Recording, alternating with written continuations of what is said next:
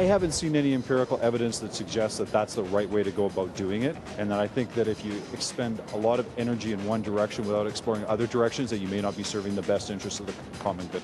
It's a huge investment, and I'd like to see some more research in that before we invest mega money.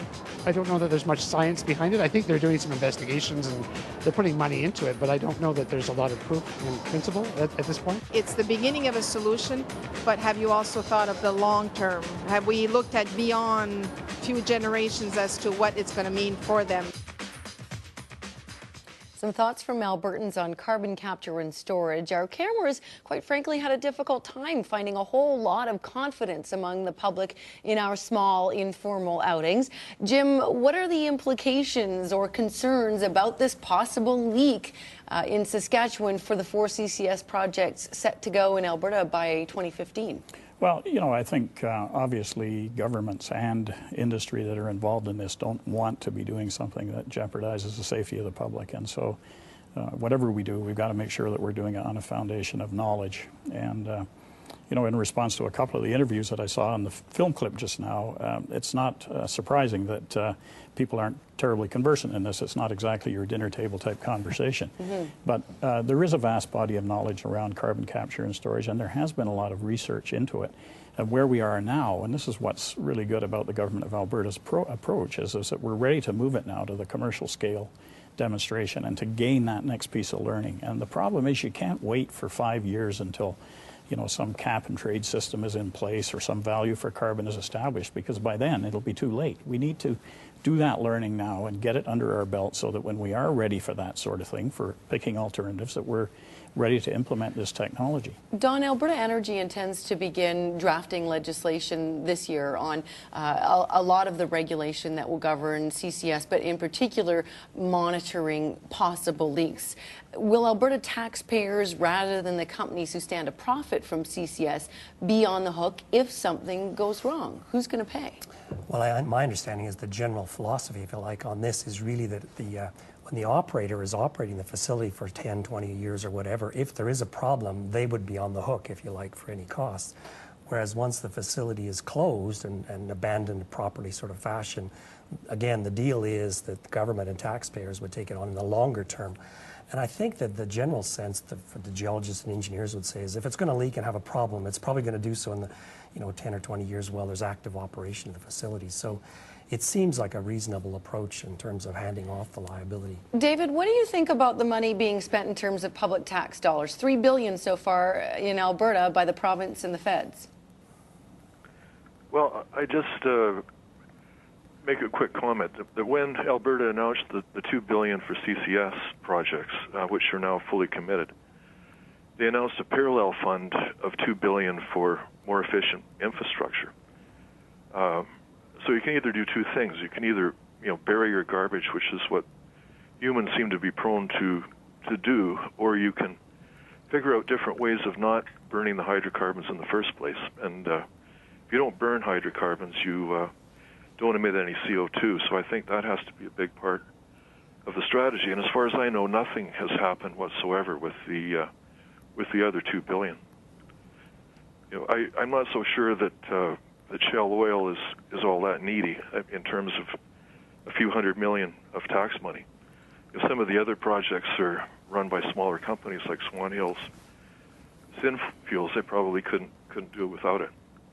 Can I let you respond to that, Yeah, Jim? you sure can. I'd be happy to. You used the word profit around carbon capture and storage, and the fact of the matter is it's not going to be a profitable endeavor, no matter who does it. Why are they doing it then? Well, because they're doing companies. it to reduce CO2 emissions and to try and help to reach Alberta's goals of a 50% reduction by 2050. And in order to get the technology developed, it's not going to an individual company is not going to undertake to do this on their own. When the value for carbon here in Alberta is about $15 a ton, as established by the government of Alberta, other jurisdictions haven't even put a value on it, so it's zero in those places.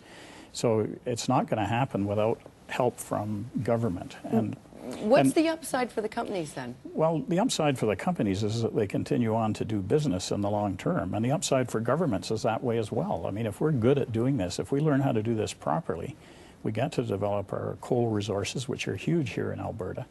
We get to continue to develop our hydrocarbon resources, and I'm not saying that hydrocarbons are the answer to everything, but they're going to be a big part of it for an awfully long time to come. And what we need to do is continue to develop the renewables as well. Nobody's saying you do this instead of that, but we have to continue on to enable ourselves to continue to responsibly develop our hydrocarbon resources in Alberta, and this is going to help us to do that. And Don, I'm assuming that the companies they're willing to invest that way, but they're not willing to take on all of the liability, and that's where the government funding comes in. I think that's what they sort of made clear, is that, yeah, they're willing to take on some, but companies don't exist forever either. What if Ted Morton becomes Premier? Well, I don't know, but there is a sort of a concern, I think, that, broadly speaking, conservative governments, if they're, cut kind of approach, they may sort of look at, clean technology or CCS as a big target to kind of go after. And certainly the Republicans in the United States are kind of on a witch hunt to try to find and cut, technology. So I don't know if that's going to happen or not, but it is concerned, as Jim says, it does take long-term sustained, support by governments. But then the idea is that government support tapers off, and as these get closer to commercialization, then the industry part picks up. Is that a concern? Well, change of government? I think when you look at the fundamentals, and this came out as a recommendation of our report, if we're able to use it for enhanced oil recovery, we can increase the crude oil reserves conventionally in Alberta by 1.4 billion barrels. If you do that at $75 a barrel, it's over $100 billion in revenue. It's about $25 billion in royalties to government. So when you start thinking about $25 billion in royalties versus, $2 or $3 billion of investment to get this technology off the ground, then you can start seeing the business case for it. I suppose, David, the other side of the argument is that CCS is simply continuing our dependency on non-renewable resources. Yeah, and really, in terms of a research project, Weyburn is interesting because it really does allow the monitoring and to see where the CO2 is going. But in terms of enhanced oil recovery, CO2 floods have been used for decades. I mean, that's absolutely nothing new in terms of getting the oil out. The reason I really question carbon capture and storage at scale, certainly it could have niche roles, is that, if you look at coal plants, and coal plants are really, the main focus, certainly of the Obama administration. Right, lots of emissions. They waste a lot of energy. Something like 30% of the energy in a coal plant has to go into stripping the CO2 out of the stack gas, compressing it to a liquid or supercritical form, and then putting it in a pipeline.